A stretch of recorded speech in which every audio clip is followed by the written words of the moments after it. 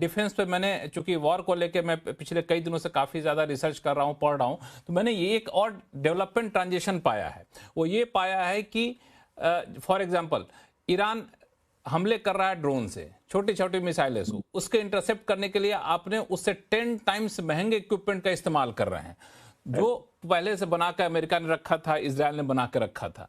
तो अब ये कहा जा रहा है भाई वो 10 रुपए खर्च कर रहा है, उसके बदले आपको उसको रोकने के लिए 1000 रुपए खर्च करने पड़ रहे हैं। तो क्या डिफेंस का पूरा इकोसिस्टम चेंज हो जाएगा? क्या क्या पुराने डिफेंस इक्विपमेंट की बजाय उन कंपनियों पर फोकस करना चाहिए जो हाई एंड हो, कॉस्ट इफेक्टिव हो? एग्जैक्टली इनफैक्ट ये चीज यूक्रेन ने हमको पहले बता दी थी।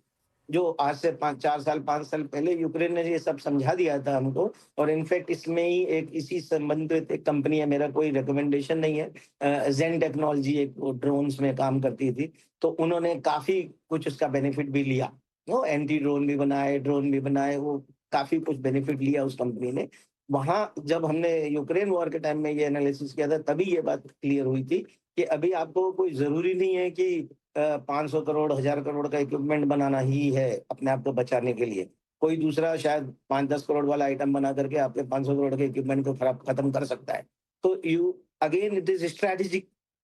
आपको खेलना पड़ेगा स्ट्रेटेजिकली, आपको समझना पड़ेगा कि जो ये प्रोडक्ट क्या बना रही है। ऐसे एक कंपनी एमटार है, अबे वो उस अलग तरीके का काम कर रही है, तो उस तरीके की कंपनियों को आपको ढूंढना पड़ेगा।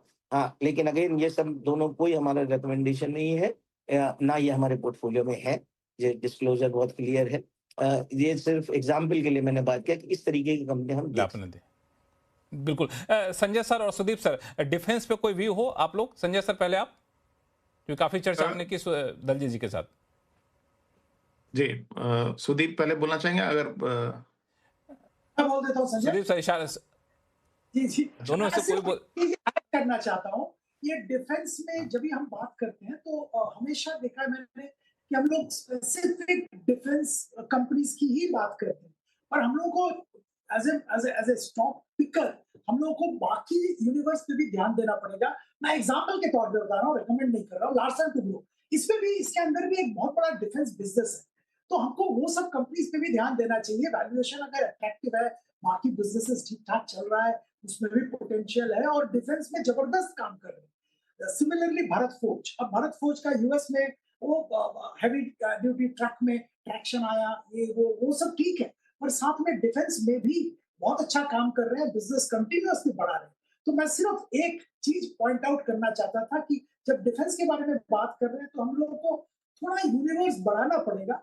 और बाकी भी बहुत सारे कंपनीज है जो डिफेंस, सिर्फ डिफेंस नहीं पर डिफेंस में अच्छा काम कर रहे हैं, उसका भी बेनिफिट लेने का कोशिश करना चाहिए। संजय सर। तो लक्ष्मण जी देखिए, डिफेंस के संदर्भ में मुझे 2-3 बातें कहनी है। एक तो ये कि जो मॉडर्न वॉरफेयर है, उसकी स्ट्रैटेजी बिल्कुल बदल गई। पहले क्या होता था कि वॉर दोनों आर्मीज़ के आमने-सामने होती थी। अब वॉर जो है, वो लॉन्ग डिस्टेंस छोटे इक्विपमेंट्स के द्वारा हो रही है। जैसा कि दलजीत ने भी कहा, यूक्रेन वॉर में हो या ऑपरेशन सिंदूर में हो, ड्रोन का प्रयोग बहुत ज़्यादा तौर पे किया गया। तो एक पहलू ये है कि अब जो वॉर में जो इक्विपमेंट यूज़ होती हैं, वो पहले से बहुत ज़्यादा बदल गई। दूसरी बात ये कि आप अग्रेसर हैं या डिफेंडर हैं, ये डिसाइड करेगा कि आपकी आर्मामेंट्स की रिक्वायरमेंट कितनी है। अगर आप अग्रेसर हैं, तो आप छोटे ड्रोन्स के द्वारा किसी पर भी हमला कर सकते हैं।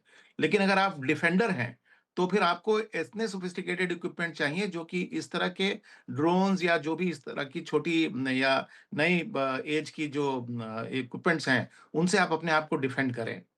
तीसरी बात, भारत के कॉन्टेक्स्ट में अगर आप देखिए, तो आज हमारी डिफेंस इंडस्ट्री सिर्फ इंडिया फोकस नहीं है। आज हमारी डिफेंस इंडस्ट्री एक्सपोर्ट ओरिएंटेड भी हो गई है।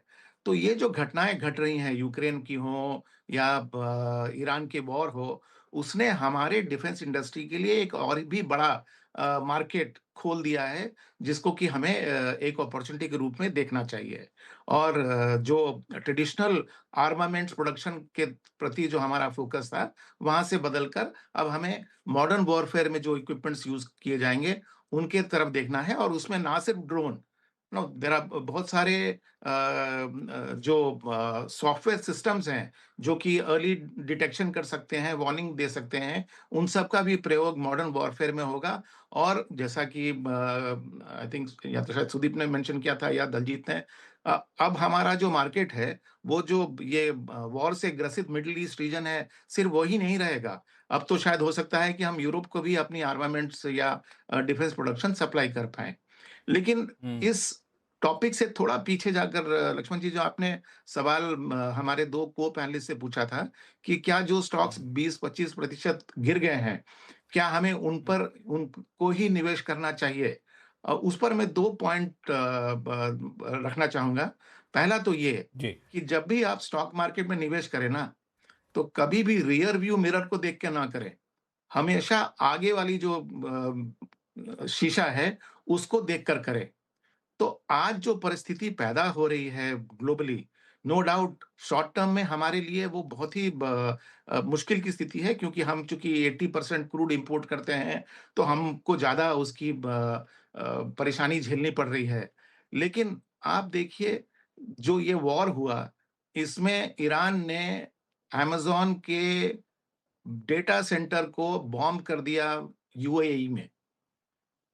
आज हम भारत में इतनी जोर-जोर से आवाज़ उठा रहे हैं कि हम डेटा सेंटर्स को भारत में लोकलाइज़ करना चाहते हैं, उसके लिए हम टैक्स इंसेंटिव देना चाहते हैं। तो मैं समझता हूँ कि जो अभी जो परिस्थिति पैदा हो रही है, उसमें 3 तरह से परिस्थिति को हमको देखना है कि उससे आगे जाके हमारी जो लिस्टेड कंपनीज़ है, वो किस तरह से फ़ायदा उठाएँगी। मेरे ख्याल से एक, डोमेस्टिक अपॉर्च्युनिटी जब रिस्टोर होगी, तो उसके बेनिफिशियरी कौन होंगे? दूसरा, एक्सपोर्ट ओरिएंटेड अपॉर्चुनिटीज जो नई पैदा होंगी, जैसा कि कहा गया कि मिडिल ईस्ट में इतनी बड़ी मात्रा पे अगर डिस्ट्रक्शन हुआ है, तो जब वॉर कम होगा तो रिकंस्ट्रक्शन भी होगा। उस अपॉर्चुनिटी में हमारी कितनी सारी कंपनीज पार्टिसिपेट कर पाएंगी, उसको हमको देखना है। और तीसरा, कि इसके बाद क्या सिर्फ चाइना प्लस वन का ही स्लोगन भारत के लिए रेलेवेंट रहेगा, या rest of the world plus one जो इंडिया की अपॉर्चुनिटी है, वो एक स्लोगन है जो कि लोगों को दिखने लगेगा, जिसको कि लोग जीसीसी के सेंटर्स को भारत में लाने की इस बारे में सोचेंगे, डेटा सेंटर्स को भारत में लाने की सोचेंगे। तो ये सब अपॉर्चुनिटी को अगर आप देखें, तो मेरे ख्याल से नियर टर्म जो भी डार्कनेस या अनसर्टेनिटी है, उसके आगे का पीरियड तो मुझे बहुत ही स्वर्णिम दिख रहा है। बिल्कुल, दरअसल एक चीज़ और इसमें जोड़ दूं, आप जो स्वर्णिम पीरियड देख रहे हैं उसमें मैं एक चीज़ और जो स्वर्णिम देख रहा हूं वो ये है कि यूएई का जो इलाका था वो इन्वेस्टर्स के लिए सबसे पसंदीदा इलाका माना जाता था। दुबई जैसे इलाके थे, चूंकि वो माना जाता है कि वहां पे कोई वॉर नहीं होना है जी, बड़ा सुरक्षित जगह है, बहुत ही सब लोग तरीके से रहते हैं, ज्योग्राफिकली बहुत सेंट्रली लोकेटेड है, तो वहीं चल के पैसा लगाया जाए, लोग जाकर के वहां पे गोल्डन वीजा ले रहा है, कोई डायमंड वीजा ले रहा है, रहने चला जा रहा है। लेकिन इस घटना ने उस पूरे जोन को एक्सपोज कर दिया है। तो एक जो इन्वेस्टर्स हैं, बड़े बड़े इन्वेस्टर्स हैं, वो अब अलग अलग वेन्यू भी तलाशेंगे, तो उसमें से एक वेन्यू इंडिया भी हो सकता है। तो मैं इसको भी एक पॉजिटिव सेंस में लेके चल रहा हूं, हालांकि लॉन्ग टर्म में है ये, ग्रीनफील्ड प्रोजेक्ट में या फिर वैसे इन्वेस्टमेंट के तौर पर एफडीआई के तौर पर आएगा, उसका हर सेक्टर में इंपैक्ट यहाँ पे दिखेगा। लेकिन एक चीज जो आपने संजय जी कहा कि बहुत सारे सेक्टर हैं जो वॉर के बाद, वॉर से जो सबक सीखा है हमने, वॉर के बाद वहां पे काफी ज्यादा पोटेंशियल देखने को मिलेगा, जिसपे हम लोग वॉर से पहले भी चर्चा कर रहे थे। उसमें से एक सेक्टर था रिन्यूएबल एनर्जी का, क्योंकि क्रूड पे निर्भरता ने बता दिया कि कितना खतरनाक है निर्भर होना, गैस के निर्भरता ने बता दिया कितना खतरनाक है निर्भर होना। तो अब रिन्यूएबल एनर्जी पर हमारा फोकस काफी ज्यादा रहने वाला है। दलजीत जी, ये कितनी बड़ी अपॉर्चुनिटी है रिन्यूएबल एनर्जी सेक्टर के लिए? नहीं, ये बहुत बड़ी अपॉर्चुनिटी है, और इसमें हम देख रहे हैं कि बीच में थोड़ा इशू हुआ था कि कुछ over supply, again different parts, उसकी चेन अगेन बहुत बड़ी चेन है। आप कास्टिंग से लेकर के क्या क्या चीजें बनाएंगे, फोटोवोल्टाइक सेल तक जाएंगे, और एक ग्लास बनाएंगे, रिन्यूएबल ग्लासेस वगैरह जो होते हैं, तो उसमें कहीं कहीं कहीं कुछ कुछ पोर्शन में ओवर सप्लाई की सिचुएशन थी। बट आई थिंक वो एक शॉर्ट टर्म के लिए ऐसा एनोमली रहेगी।